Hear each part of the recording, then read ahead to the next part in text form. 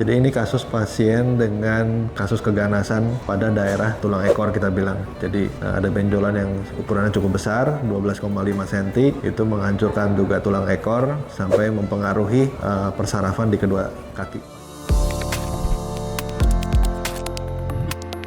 Pasien ini sudah dioperasi, sudah dilakukan kemoterapi, bahkan sempat dulu dilakukan juga embolisasi, dan yang terakhir kita kerjakan HIFU.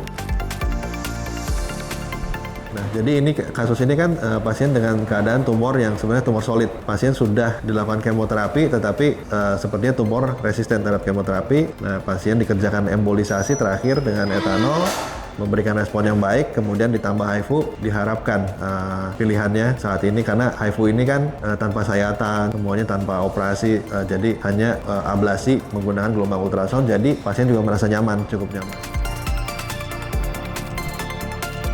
Kalau HIFU itu kan sebenarnya sebagai treatment ablasi juga, jadi pasien akan merasakan misalnya panas di kulit, dan kemudian lokasi-lokasi tertentu, misalnya seperti ini pada pasien ini berhubungan sama persarafan di kedua tungkai. Jadi ketika kita menembak tumornya seolah-olah begitu, pasien akan merasakan misalnya kebas, rasa pegal di kedua tungkai.